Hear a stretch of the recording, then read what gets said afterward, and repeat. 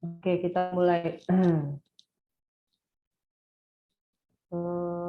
Saya mohon izin pertama, kalau suara saya kurang ini ya, kurang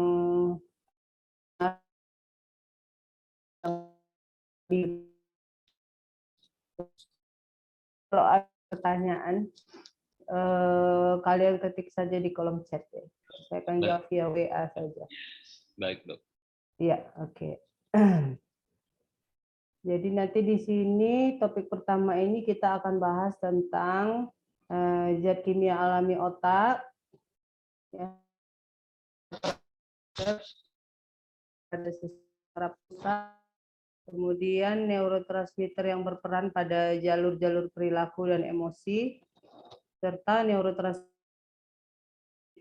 spesifik pada sistem bahwa aktivitas di otak kita dari saraf sendiri, mekanisme kerja. Izin, Dok. Suaranya putus-putus ya, Dok. Udah, jelas.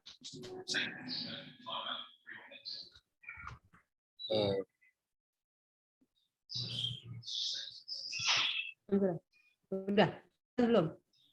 Mas, sedikit putus-putus, Dok. Sinyal itu, nanti bagus sendirinya dia itu. Ya, Dok. Ya, nah jadi aktivitas otak berlangsung oleh keberadaan jaringan saraf dan senyawa kimia.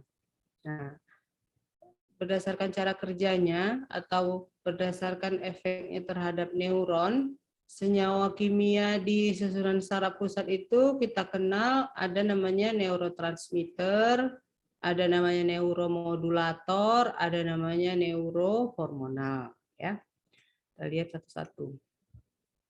Kalau neurotransmitter ini dia senyawa kimia yang berfungsi sebagai penyampai sinyal antar neuron. Antar neuron, bisa dari presinaps ke postsinaps.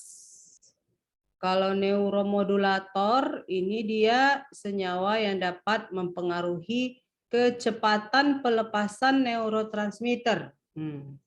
NTS itu neurotransmitter ya maksudnya. Si neuromodulator memodulasi, dia mampu mempengaruhi kecepatan pelepasan neurotransmitter oleh presinaps atau mengubah respon postsinaps terhadap neurotransmitter. Mengubah respon dari postsinaps. Biasanya respon itu ada dua, inhibisi atau eksitasi. Suatu senyawa dapat berfungsi sebagai neurotransmitter di suatu tempat dan sebagai neuromodulator di bagian lain. Nah, jadi satu senyawa bisa berperan ganda. Neuromodulator itu dia memiliki efek lebih panjang, ya. Dan munculnya onsetnya itu biasanya lebih lambat. Have long-term effect that are relatively slow to appear. Kemudian si neuromodulator ini juga mampu memicu respon yang melibatkan sejumlah atau serangkaian langkah-langkah dan komponen-komponen intermediate lainnya. Jadi dia bisa memicu keluarnya zat-zat lain atau faktor-faktor lain. Si neuromodulator ini juga dapat mempengaruhi membran presinaps, dapat mempengaruhi membran postsinaps dan ataupun kedua-duanya ya.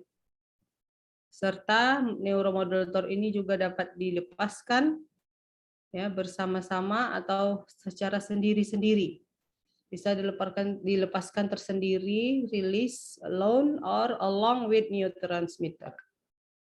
Atau juga bersama dengan si neurotransmitter.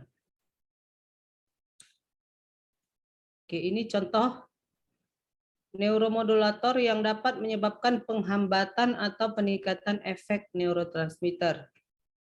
Kalau kita lihat di sini, Ini ada satu neuron, dia bersinaps ke sini, ya. Kemudian neuron yang kedua pula menjadi presinaps bagi neuron yang ini, bagi sinaps yang ini. Jadi ada dua sinaps kita lihat di sini. Nah, sinaps yang presinaps yang pertama ini dia melepaskan GABA. Ya, celah sinapnya ini melepaskan GABA. Ternyata kerja dari GABA ya di postsinapnya ini menginaktivasi dari pelepasan channel kalsium. Menginaktivasi kalsium channel. Kalau kalsium channelnya diinaktivasi, maka sedikitlah ion kalsium nanti yang masuk. Kalau ion kalsium yang masuk sedikit, maka presinap ini akan melepaskan jumlah neurotransmitter yang lebih sedikit. Dengan demikian, di sel neuron yang ketiga ini, reduce effect on postsynaptic membrane. Pengaruh dari si transmitter itu di neuron yang ini menjadi menurun, reduce. Ya, jadi di sini kita katakan bahwa si GABA ini menjadi neuromodulator bagi si sinap yang ketiga ini. Bagi si neuron yang ketiga, bukan sinap yang ketiga ya, neuron. Karena dia membuat pelepasan neurotransmitter berkurang di sini. Jadi dia bersifat sebagai presynaptic inhibition si GABA. Tempat lain GABA adalah suatu neurotransmitter. Kemudian ini contoh yang ini kan inhibition ya, presynaptic inhibition. Ada yang presynaptic facilitation atau excitation. Sini contohnya adalah serotonin. Ya. Ini dia kebalikan dari yang gambar pertama ini. Di sini serotonin justru mengaktifasi channel kalsium sehingga lebih banyak kalsium yang masuk dan menyebabkan lebih banyak neurotransmitter yang dilepaskan di celah sinap sehingga meningkat efeknya di postsinap yang terakhir ini. Jadi dia bersifat potensiasi, ya, bersifat meningkatkan, memfasilitasi. Oke. Neurohormonal ini suatu zat yang dihasilkan oleh sel neuroendokrin, dapat bekerja sebagai neurotransmitter dan neuromodulator yang bisa kerjanya autokrin atau kerja parakrin. Memiliki efek regulasi lebih lama dari sirkuit saraf, kerjanya durasinya menit sampai jam. Efeknya bisa eksitatori ataupun bisa inhibitori terhadap bagian otak tertentu. Oke, sekarang kita lihat jenis-jenis senyawa kimianya tadi. Karakteristik umum dari senyawa kimia otak. Jenis senyawa kimia otak ini banyak sekali, beragam jenis. Ya, kalau kita lihat kelas strukturnya itu dia ada yang biogenic amines, amino acid, neuropeptide ataupun dalam bentuk gas. Aktivitas yang dihasilkan bergantung pada reseptor yang tersedia. Senyawa eksogen yang dapat berfungsi pada reseptor, senyawa-senyawa eksogen yang berfungsi, yang bisa bekerja di reseptor-reseptor di otak tadi, ini mampu mempengaruhi kerja otak yang mana dalam hal antara lain untuk kontrol motorik, proses persepsi, dan juga keadaan emosional. Sehingga kita ketahui ada jenis-jenis senyawa-senyawa kimia tertentu yang berasal dari luar, dia mampu mempengaruhi kerja otak yang ini, antara lain yang tiga ini. Seperti kontrol motorik, persepsi, dan keadaan emosional. Ini contoh jenis-jenis neurotransmitter, neuromodulator, dan neurohormonal yang terdapat pada susunan saraf pusat. Untuk yang kelompok biogenic amines, itu ada norepinefrin, epinefrin, dopamin, serotonin, dan histamin. Kalau yang small molecule, monoamin, contohnya asetilkolin, serotonin, dan histamin. Yang katekolamin itu contohnya dopamin, norepinefrin, dan epinefrin.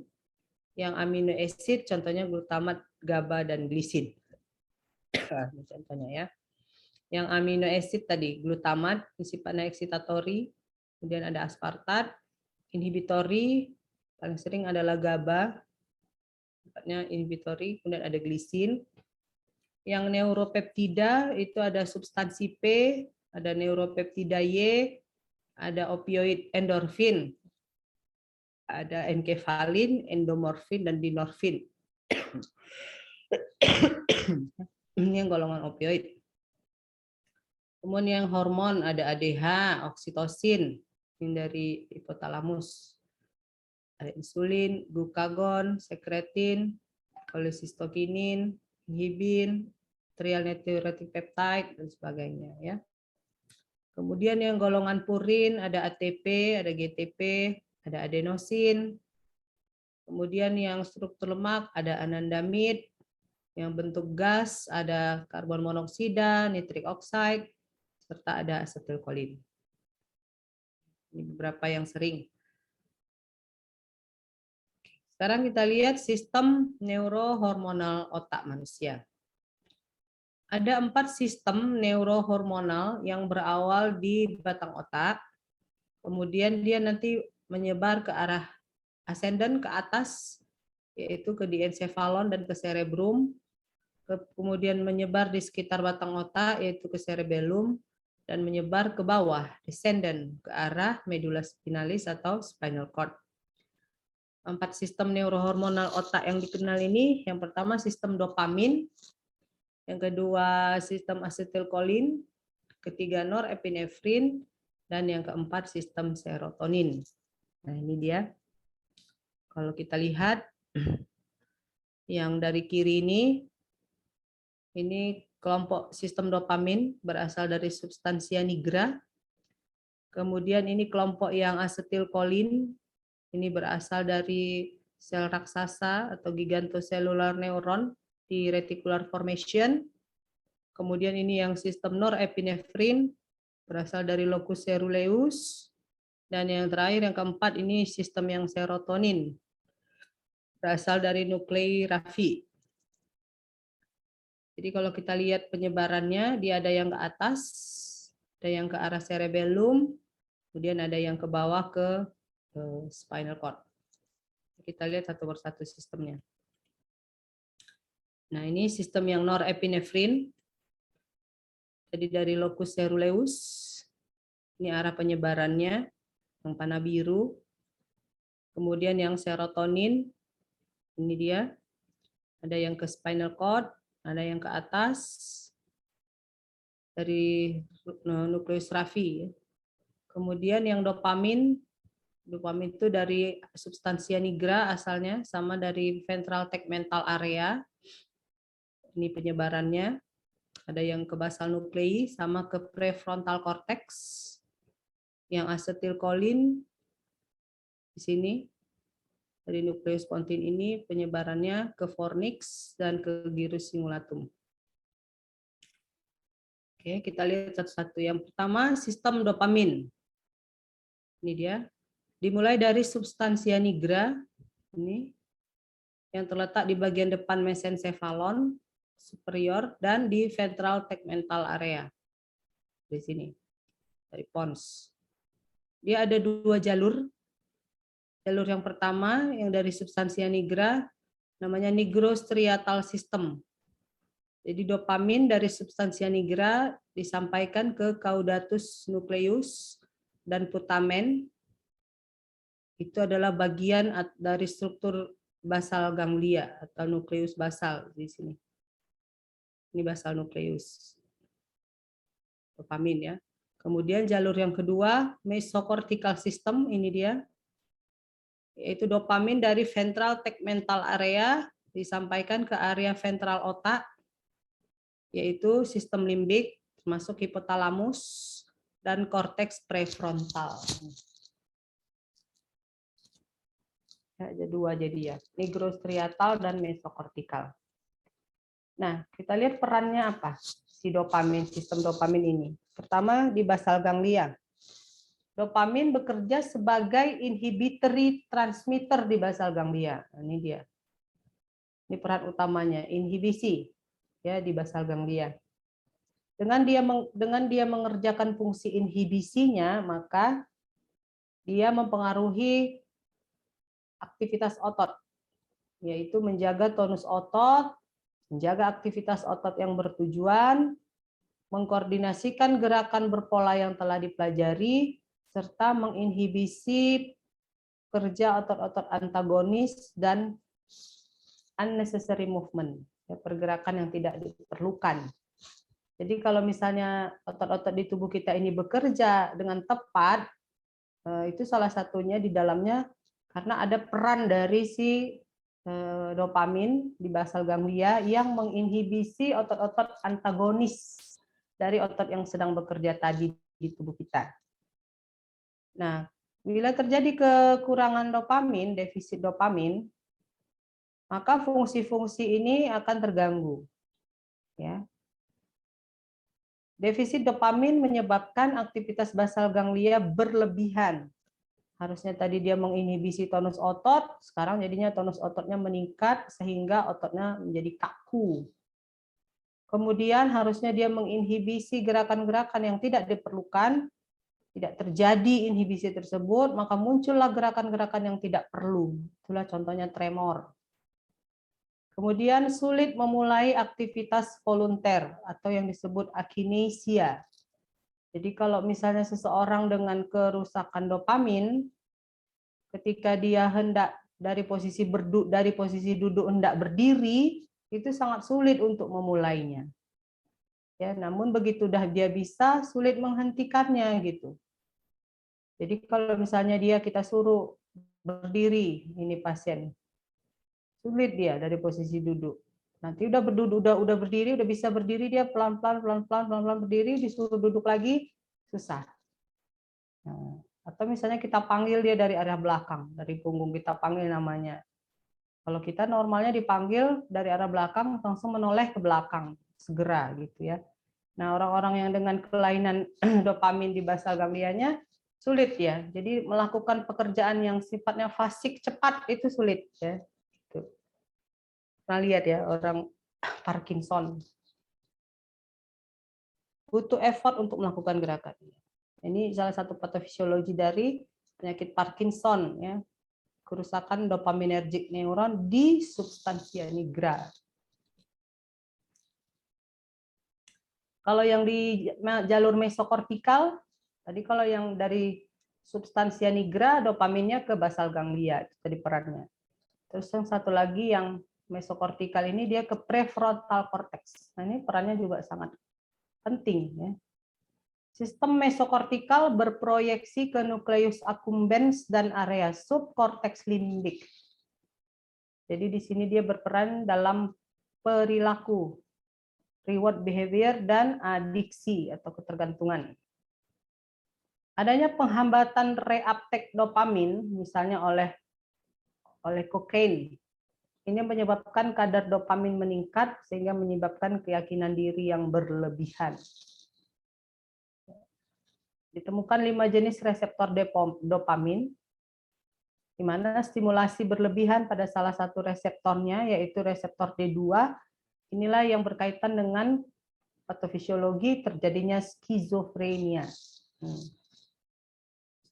Kemudian ada amfetamin, ini menyebabkan pengeluaran dopamin dan norepinefrin, sehingga terjadi skizofrenia-like psychosis.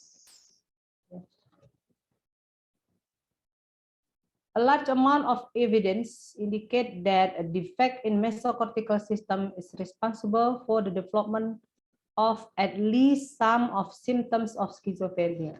Jadi waktu cerita tentang skizofrenia dari bagian psikiatri, ini akan terbahas lagi ya, si salah satu reseptor yang berperan yaitu dopamin ini. Oke. Berikutnya sistem kedua yaitu sistem norepinefrin. Sistem norepinefrin ini dimulai dari locus ceruleus ini suatu bagian kecil yang bilateral terletak di posterior batas antara pons dan mesencephalon, dan dari sini dia disampaikan ke seluruh bagian otak. Ke atas ya ada yang ascendant dan ada yang ke bawah descendant ke spinal cord.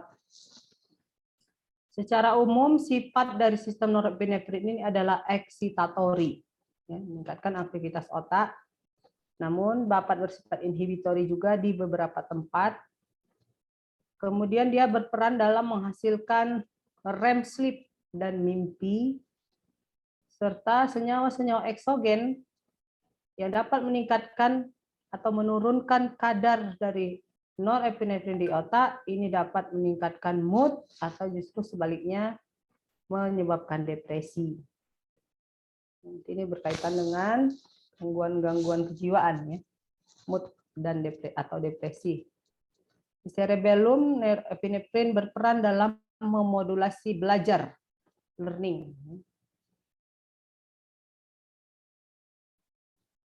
Sistem berikutnya adalah serotonin. Ini dimulai dari rapenuklei di bagian tengah pons dan medula ini. Ada yang ke bawah, nanti ada yang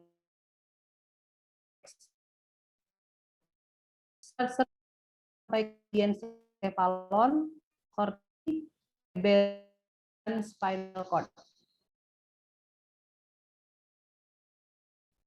Serotonin cerebrum tidur, penghambatan nyeri spinal cord ke bawah ini yang menyebabkan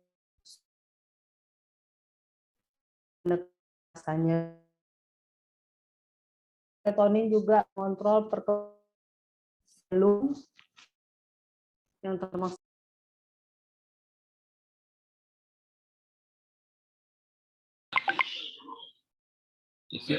izin dok.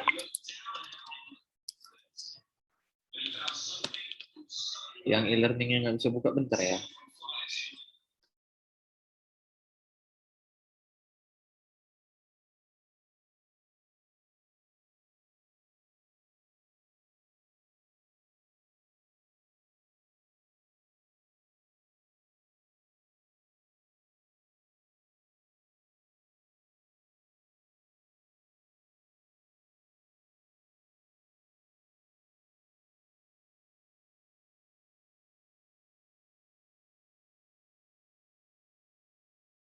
Kalau misalnya belum bisa masuk e-learningnya, coba aja terus ya. Aku tadi tembak deadline-nya sampai jam 12.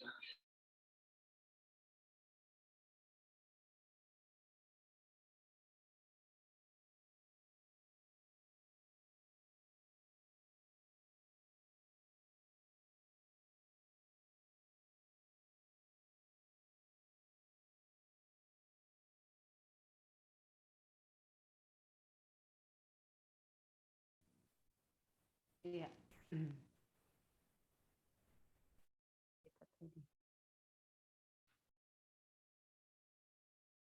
Dah,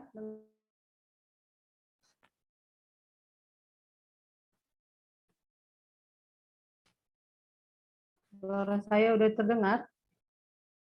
Sudah dok. Oke. Dari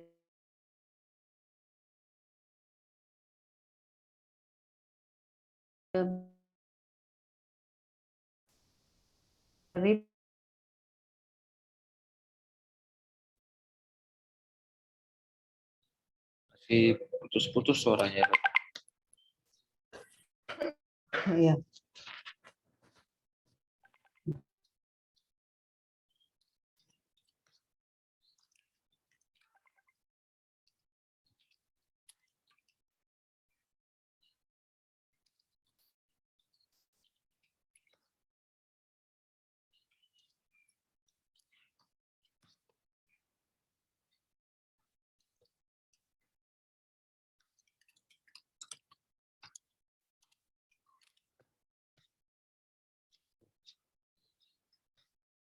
Slide-nya hilang ya dok.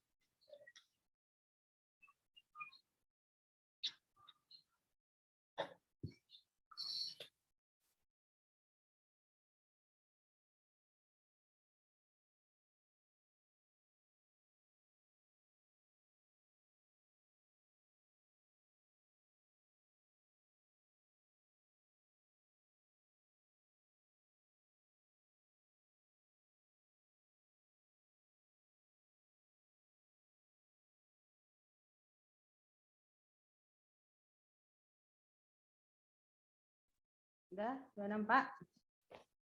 Sudah, Dok.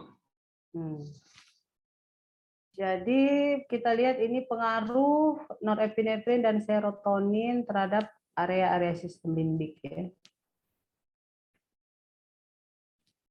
Satu, pusat kesenangan atau pleasure dan penghargaan atau reward yang berada di hipotalamus dan area-area di sekitarnya menerima sejumlah besar ujung saraf dari sistem norepinefrin dan serotonin.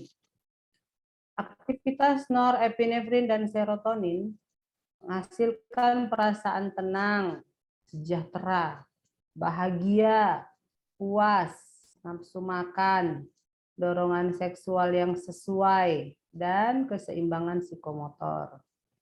Namun apabila berlebihan akan menyebabkan eksitasi dan mania. Nanti kaitannya dengan gangguan kejiwaan. Ya. Kemudian efek peningkatan dan penurunan aktivitas serotonin. Agonis serotonin, agonis berarti yang meningkatkan ya, seperti LSD, listergic acid dietilamid dan silosin, satu zat yang dihasilkan oleh jamur tertentu. Ini meningkatkan aktivitas serotonin sehingga dapat menyebabkan halusinasi, gejala-gejala skizofrenia. Sebaliknya, kekurangan serotonin menyebabkan depresi. Kemudian peningkatan serotonin yang kemudian diikuti oleh penurunannya. Ini contohnya yang dilakukan oleh ekstasi atau MDMA, metilen dioksimetamfetamin. Ini dapat menyebabkan euforia, lalu diikuti dengan kesulitan konsentrasi dan depresi. Jadi naik, baru menurun. Terdapat 2 dari 7 jenis reseptor serotonin yang tersebar di sistem limbik, yaitu 5-HT6 dan 5-HT7. Yang reseptor 5-HT6 ini memiliki afinitas yang tinggi untuk obat antidepresan. Kerja-kerja obat antidepresan itu melalui mekanisme reseptor ini, serta efek dari penghambatan reuptake serotonin. Jadi nggak di reuptake dia, dibiarkan dia berlama-lama kerja, contohnya Prozac, ini bersifat sebagai obat antidepresan. Oke, berikutnya sistem yang keempat, yaitu sistem asetilkolin. Dimulai dari gigantocellular neurons atau giant cells, ini yang terletak di pons dan mesencephalon. Serat saraf-saraf dari sel-sel ini menuju kedua arah percabangan, yang pertama menuju otak dan yang kedua menuju spinal cord. Secara umum, asetilkolin berfungsi sebagai excitatory neurotransmitter. Aktivasi neuron asetilkolin ini akan menyebabkan bangkitnya kesadaran secara cepat dan menyebabkan eksitasi dari sistem saraf. Itu sistem asetilkolin. Kemudian ada lagi histamin, ya, walaupun dia tidak termasuk dalam 4 sistem tadi ya, namun ada beberapa tambahan zat-zat kimia otak. Kita lihat berikutnya yaitu histamin. Badan sel neuron histaminergik berada di nukleus tuberomamillari di posterior hipotalamus. Tuberomamillari nucleus. Ini dia berproyeksi ke semua bagian otak, termasuk korteks cerebri dan spinal cord. Fungsi dari sistem yang difus ini belum dipahami secara jelas. Namun diamati dia berkaitan dengan arousal, sistem bangun dan tidur ya, arousal, sistem kewaspadaan kita bahas kemarin. Kemudian berkaitan dengan perilaku seksual. Kemudian berkaitan dengan pengaturan tekanan darah, ambang nyeri, dan regulasi sekresi beberapa hormon dari pituitary anterior. Berikutnya kita ke golongan yang amino acid. Ya, ada glutamat, ada GABA, dan glisin. Glutamat. Glutamat adalah transmitter eksitatori utama atau 70% di susunan saraf pusat. Ada dua tipe reseptor glutamat, yaitu metabotropik dan ionotropik. Yang termasuk ke reseptor ionotropik ada kainat, ada AMPA, dan ada NMDA. Reseptor NMDA ini ditemukan dalam jumlah cukup banyak di hipokampus, dan ini berperan dalam mengingat dan belajar, learning and memory. Ini sangat berperannya si N-methyl D-aspartate.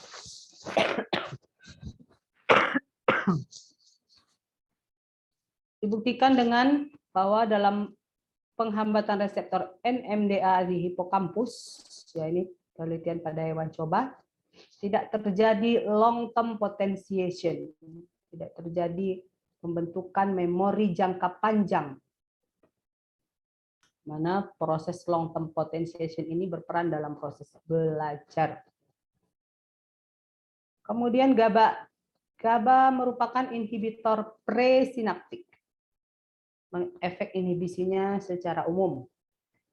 Sekitar 20% sinaps dipengaruhi oleh GABA. GABA berperan dalam menurunkan kecemasan, anxiety. Beberapa obat anti-anxiety bekerja dengan meningkatkan efek GABA. Reseptor GABA itu ada 3 tipe, berfungsi dengan meningkatkan konduktansi kanal kalium, menghambat adenyl siklase, dan menghambat influx CA atau meningkatkan influx klorida. Efek inhibisi dari GABA ini terjadi mekanismenya melalui hiperpolarisasi, ya. Jadi dengan meningkatnya konduktansi kanal kalium, meningkatnya influx Cl negatif, semua menyebabkan hiperpolarisasi sehingga menyebabkan inhibisi. Peningkatan konduktasi klorida dapat dihasilkan oleh benzodiazepin, salah satu obat anti-anxiety, melalui reseptor GABA, kerja obat tersebut. Berikutnya glisin. Glisin dapat bersifat sebagai eksitatori dan inhibitori pada susunan saraf pusat. Bentar ya. Satu leher.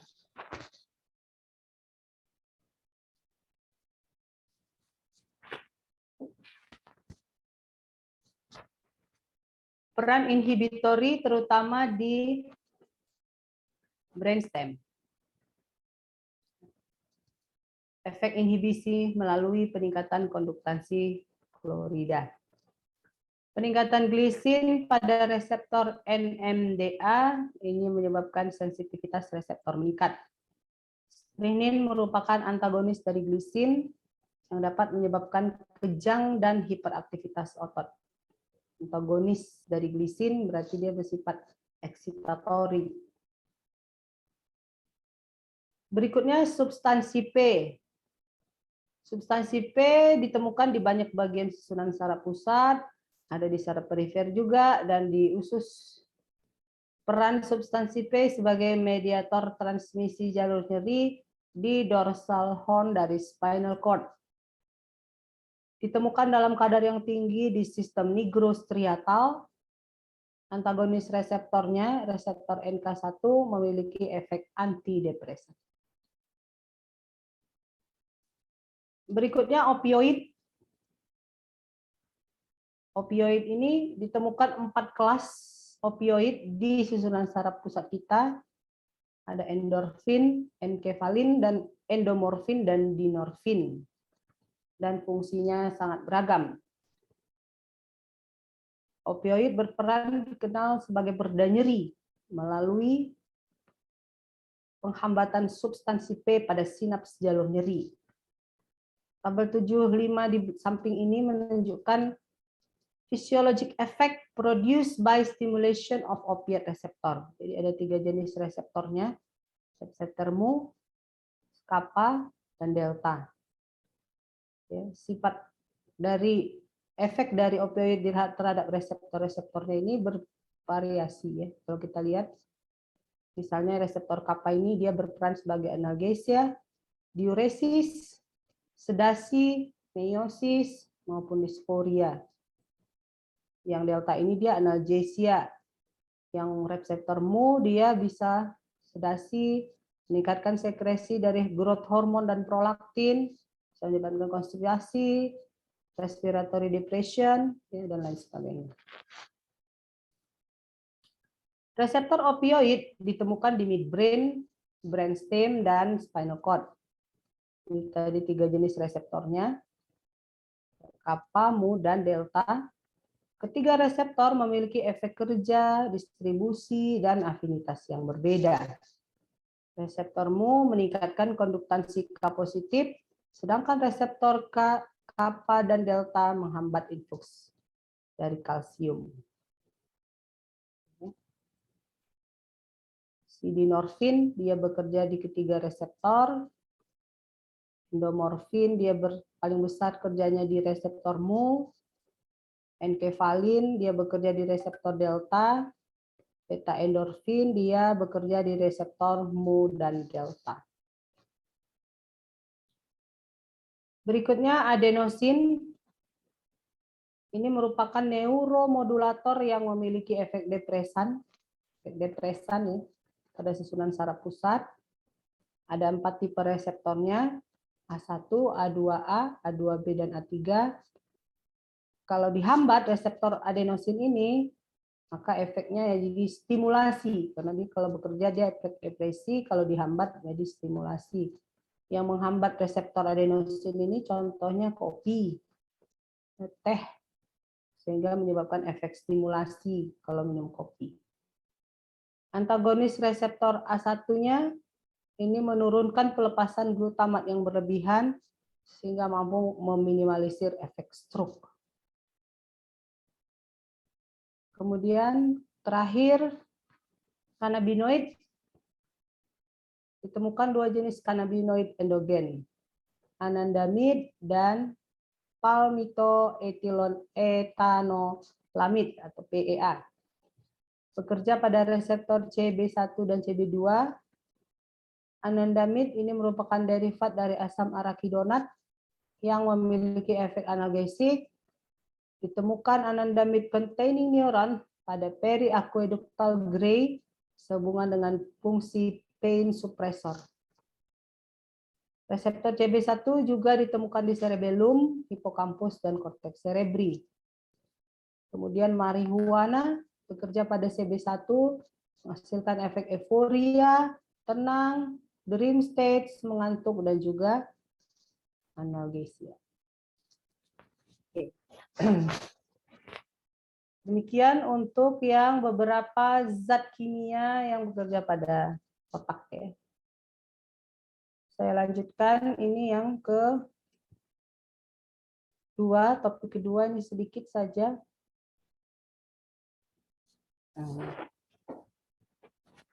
Yaitu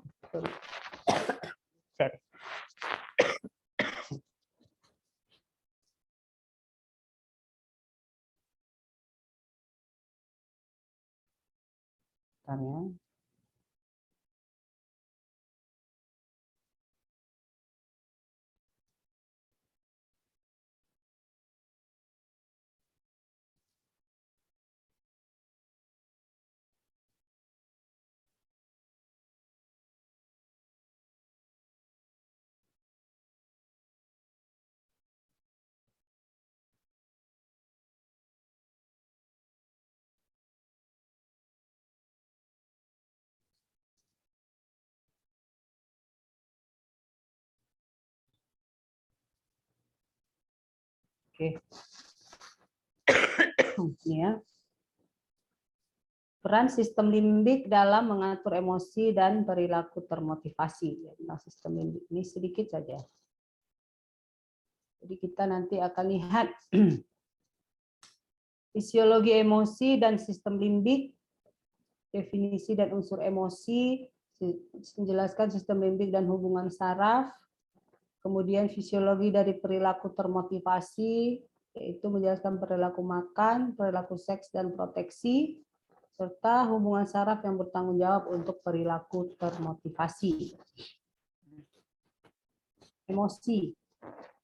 Emosi meliputi perasaan subjektif dan suasana hati atau mood, seperti takut, marah, dan senang, yang disertai respon fisik. Nah, ada respon fisik ya, yang berkaitan dengan perasaan tersebut. Emosi kita ini dikendalikan oleh sistem limbik. Ya. Berdasarkan temuan bahwa stimulasi area tertentu, jadi sistem limbik, pada saat pembedahan otak manusia, ini menghasilkan berbagai emosi dan sensasi subjektif yang sifatnya samar, ya, belum definitif. Apa yang dihasilkannya? Rasa bahagia, puas, nyaman pada suatu bagian, atau kecewa, takut, dan cemas di bagian lain. Nah, sistem limbik sendiri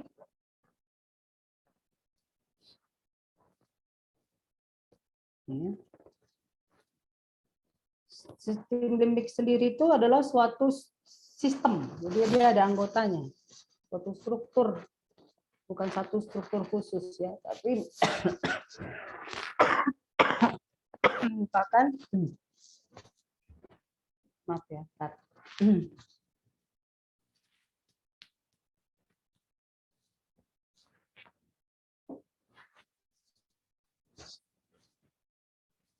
adalah struktur berbentuk seperti cincin yang tersusun dari bagian-bagian forebrain yang mengelilingi brainstem. Jadi dia merupakan bagian-bagian tertentu dari otak. Limbik, limbus, atau border, batas ya. Dan bagian-bagian ini dihubungkan satu sama lain oleh jalur neuron. Istilah sistem limbik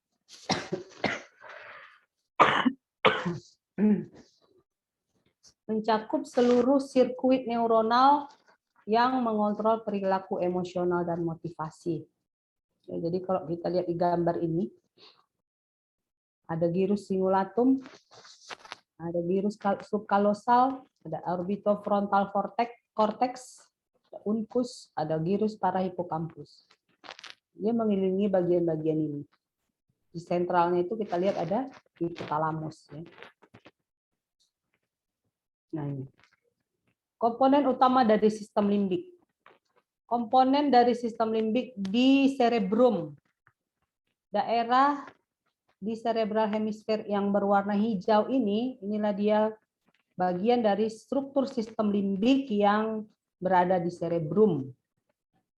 Nah, kemudian nanti ada juga yang berada di diencephalon, komponen dari sistem limbik yang berada di diencephalon. Kita lihat yang di daerah korteks, ya, di daerah cerebrum ada gyrus singulatum. Nah, ini dia tadi. Superior portion of limbic lobe, bagian superior dari lobus limbik dari sistem limbik ini. Kemudian ada ini parahipokampal gyrus, gyrus parahipokampus. Ini bagian inferior dari sistem limbik kita. Ya, ini hipokampusnya sendiri, ini parahipokampus bagian di sekitarnya. Kemudian yang merupakan struktur dari sistem limbik juga yang berada di diencephalon di bawah ini. Ada anterior group of thalamic nuclei. Nukleus yang di bagian anterior dari talamus. Kemudian hipotalamus sendiri merupakan bagian dari sistem limbik, dan corpus mammillaris yang di bawah hipotalamus. Ini komponen. Jadi kalau dia bagi di sini ya ada 3 komponen utamanya. 1, 3 gyrus di lobus limbik cerebri, gyrus singulatum, gyrus dentatum, dan parahipokampal. Kemudian ada amigdala, hipokampus, kemudian ada fornix, ini penghubung hipokampus dan hipotalamus, serta beberapa nukleus di talamus dan hipotalamus. Struktur inilah yang secara keseluruhan kita sebut dengan sistem limbik. Apa fungsinya? 1, membentuk emotional state. 2, menghubungkan kesadaran dan fungsi intelektual korteks. Menghubungkan kesadaran dan fungsi intelektual korteks cerebri dengan fungsi otonom dan fungsi unconscious brainstem. Sistem limbik juga berfungsi dalam memfasilitasi penyimpanan memori dan proses mengingat serta membentuk motivasi. Secara sederhana, sistem limbik ini kalau kita katakan bahwa kalau korteks sensori, korteks motorik, dan korteks asosiasi itu memungkinkan manusia untuk beraktivitas, maka drive-nya, dorongannya itu datang dari sistem limbik. Ya, di sistem limbik lah yang makes you want to do it.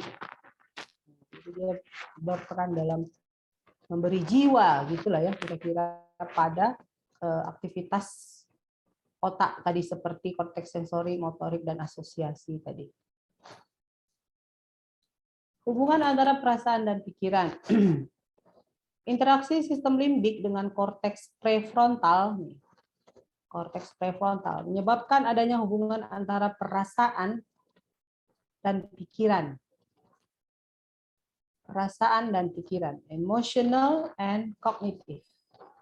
Sehingga manusia berespon secara emosional terhadap keadaan yang dipahami akan terjadi. 2. Manusia memahami berbagai kondisi emosi yang sedang terjadi. Namun, 3. Adanya interaksi ini dapat menyebabkan emosi lebih berperan dibandingkan dengan logika atau sebaliknya.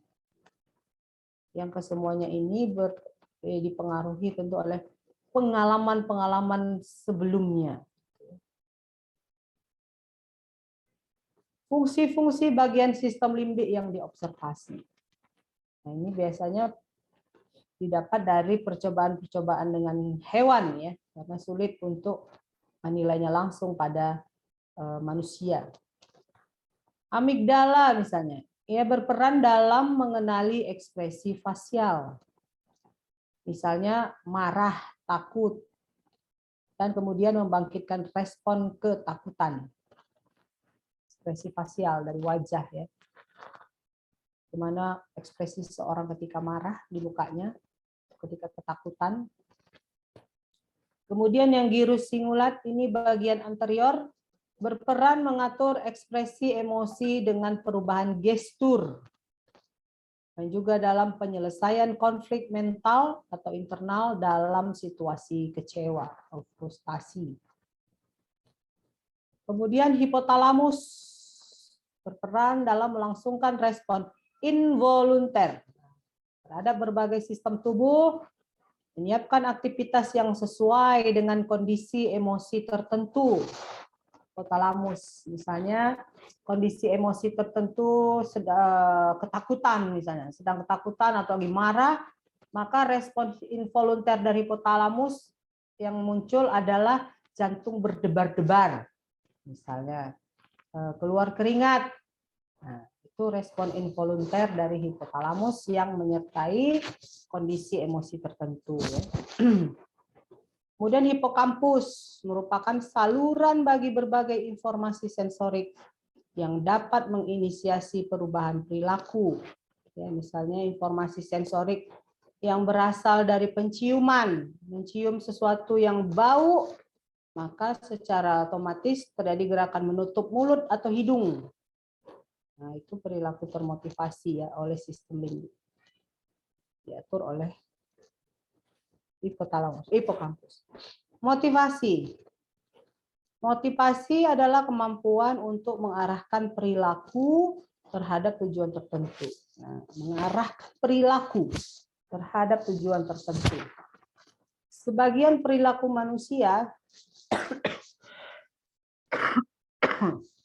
ditujukan untuk memenuhi kebutuhan fisik yang diperlukan dalam menjaga homeostasis. Istilah homeostatic drives ini menggambarkan terjadinya dorongan yang mengarahkan perilaku untuk memenuhi kebutuhan tersebut. Misalnya,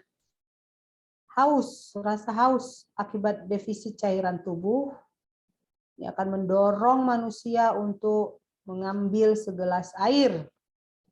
Ya, misalnya. Perilaku manusia dipengaruhi oleh pengalaman, belajar, dan kebiasaan-kebiasaan tertentu. Penelitian pada hewan menunjukkan peran dari area-area sistem limbik dalam mengatur perilaku. Nah, kita lihat pada hewan ini ya. 1. Periventricular nuclei. Ini berperan dalam ketakutan dan reaksi mendapat hukuman. Kemudian area anterior dan sebagian besar area posterior dari sistem limbik ini berperan dalam dorongan seksual. Kemudian daerah hipotalamus lateral menyebabkan haus dan makan, meningkatkan aktivitas, bahkan kemarahan dan perkelahian. Yang keempat ini sebaliknya. Yang daerah ventromedial nucleus, efek berkebalikan atau opposite dari yang nomor 3. Di sini dia menimbulkan rasa kenyang, berhenti makan, tenang, ya, tidak ada perkelahian. Kemudian kalau pada hipokampus, stimulasi pada hipokampus ini dapat menyebabkan berbagai pola perilaku seperti kepuasan, pasif, dorongan seksual atau marah. Stimulasi pada amigdala, ini pada amigdala ini banyak ini bagiannya. Bisa menyebabkan marah, escape, melarikan diri, punishment, nyeri hebat, dan ketakutan. Dengan respon fisik yang sama dari pengaktifan hipotalamus. Yang ketujuh, stimulasi pada bagian amigdala lainnya. Ini bisa menghasilkan reaksi reward dan kepuasan. Terus nomor 8, 678 ini pada amigdala semua ini.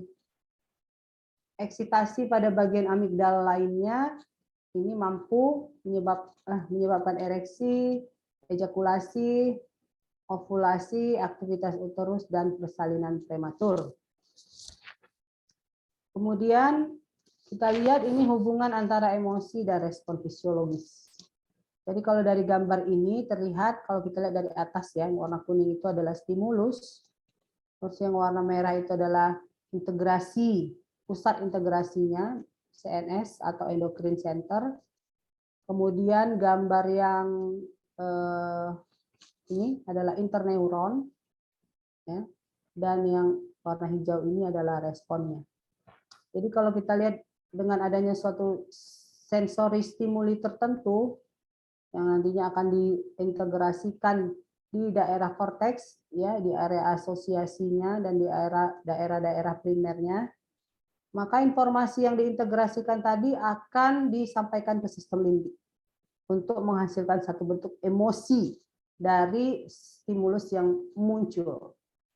Ya, kemudian informasi tersebut akan disampaikan ke hipotalamus dan batang otak yang akan memulai berbagai respon, apakah respon imun, respon endokrin, respon otonom, maupun respon somatik motor, ya, volunter atau involunter.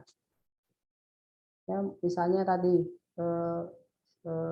ada melihat satu peristiwa yang mengerikan, ada kejadian yang traumatik, gitu ya. Nah, nanti sistem limbiknya akan mendorong untuk memulai respon-respon tertentu, respon otonom tadi misalnya jantung berdebar-debar, berkeringat dingin, ya, ketakutan, muncul respon endokrin tertentu, dan sebagainya. Ini contoh sederhana untuk hubungan antara emosi dan respon fisiologis yang muncul. Ini juga contoh sederhana ketika kita mencium bau tertentu, nah, ini tadi ya seperti ini. Hubungan antara informasi sensori olfaktori, ya, penciuman, dan sistem limbik. Nah, jadi kalau kita lihat sistem limbiknya itu ini kan ada entorhinal cortex, amigdala, piriform cortex, olfaktori tubercle. Jadi dia informasi penciuman itu ini dari bulbus olfaktorius disampaikan ke berbagai bagian termasuk ke sistem limbik, ya.